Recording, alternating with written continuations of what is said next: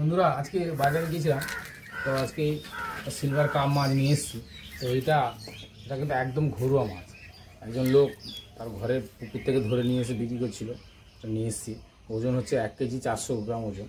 আর এটা দামটাও খুব একটা বেশি নয়, যেহেতু এক লোক, ওটা আমি দোকান থেকে আনি, লোকটা যেহেতু নিয়ে এসেছিলো সেই জন্য আমি তার কাছ থেকে কিনেছি। 130 টাকা করে নিয়েছি।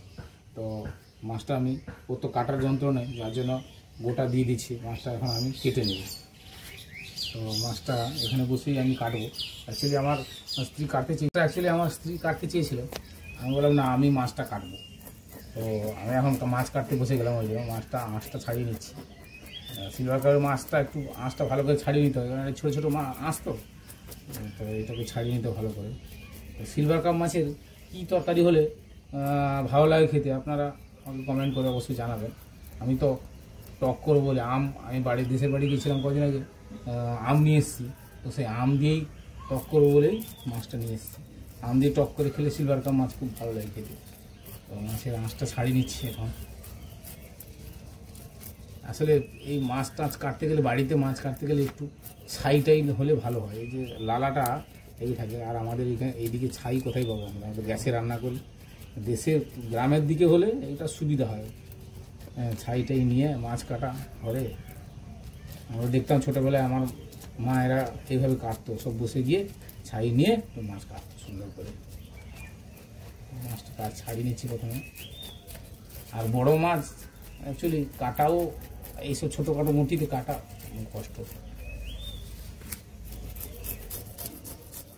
মাছের পাখনাটা অ্যাকচুয়ালি বড়ো মাছ, এই পাখনাগুলো কাটাই তো মুশকিল। এই জন্য লোকের দোকানে মাছটা কেটে নিয়ে আসে। এই জন্য এই যে পাখনাগুলো, এইগুলো কাটাই তো সমস্যা। আর যেসব মুঠিতে প্রচুর ধার থাকে, তারা সেগুলো লাগিয়ে দিলে সঙ্গে সঙ্গে খ্যাটখ্যাট করে চলে যাবে।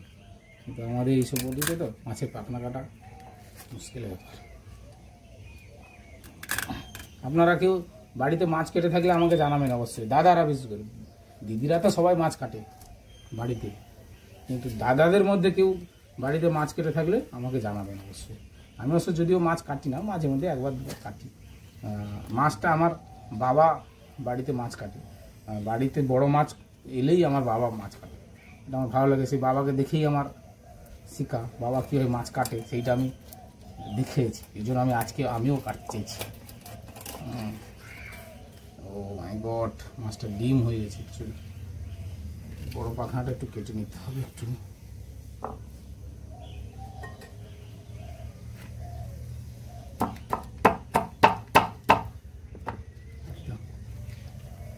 মাছটা কেটে নিচ্ছি, পেটিটা বের করে দিয়েছি। তো এইটাই কেটে নিচ্ছি। প্রথমবার ফার্স্ট টাইম মাছ কাটছি। বন্ধুরা, মাছ কাটা কেমন হয়েছে আমাকে জানাবেন অবশ্যই। এখানে বেশিরভাগই আমি কোনোদিনই মাছ কাটি না। আর দোকান থেকে কেটে নিয়েছি, না হলে আমার স্ত্রী কাটে। আর আমরা তো এখানে থাকি না, আমরা এই জায়গায় থাকি, যার জন্য আমাদেরই কাটতে হয় সব কিছু, স্ত্রী কাটে। মাছ কাটা ঠিক হচ্ছে কিনা আমাকে কমেন্ট করে জানাবেন অবশ্যই।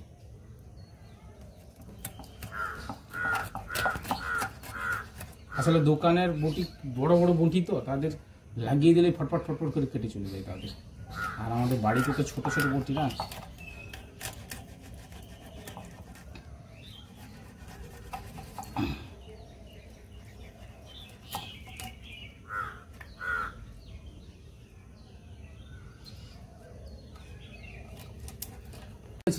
দেখুন বন্ধুরা, তো সিলভার কাপের মাছের কী তরকারি হলে ভালো হয় অবশ্যই জানাবেন। তো আমরা সাধারণত টকই করি। সবাই বলে, আমার বাড়ির সবাই বলে আমার স্ত্রী নাকি সিলভার কাপের মাছের টকটা খুব ভালো বানায়। তো পরবর্তী আমি ভিডিওতে দেখাবো সিলভার কাপ মাছের টক কীরকম বানাচ্ছে, দেখাবো। তো এখন আপাতত মাছটা কাটা হয়ে গেছে। এটার মাছের ডিম দিয়ে একটা চাটনি করব, আর এটা মাছের টক করব। আম নিয়ে এসেছি বাড়ি থেকে, দেশের বাড়ি গিয়েছিলাম, দেশের বাড়ি থেকে আম নিয়ে এসেছি।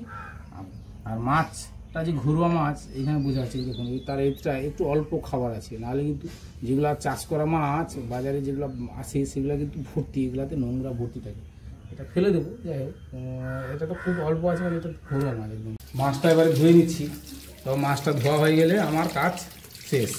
এবারে রাঁধুনির কাজ রান্না করবে আজকে। রান্না করার সময় আমি ভিডিওটা দেখাবো কীভাবে টকটা রান্না করছে। তো এখন মাছটা আমি ধুয়ে নিই, যেহেতু মাছটা কেটে দিয়েছি আমি মাছটা ধুয়ে নিচ্ছি। আমি মানে মাছটা ধোয়া হয়ে গেলে আমার কাজ কমপ্লিট। ডিমটা আমি একটু আলাদা করে নিতে হচ্ছে, ডিমটা একটু আলাদা করে নিলাম ধুয়ে নিয়ে।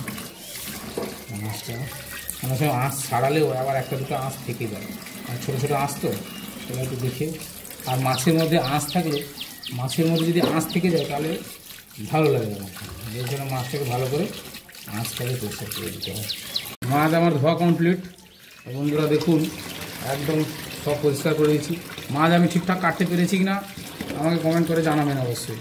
প্রথমবার মাছ কেটেছি এবং প্রথমবার আমার তো মনে হয় আমি ঠিকঠাক কাটতে পেরেছি, একটু সাইজটা গন্ডগোল হয়ে গেছে, নাহলে কিন্তু আমি মাছ ঠিকঠাক কেটেছি। ঠিকঠাক কেটেছি কিনা দেখুন, সব পরিষ্কার করে দিয়েছি একদম। হ্যাঁ দেখে নিন একদম।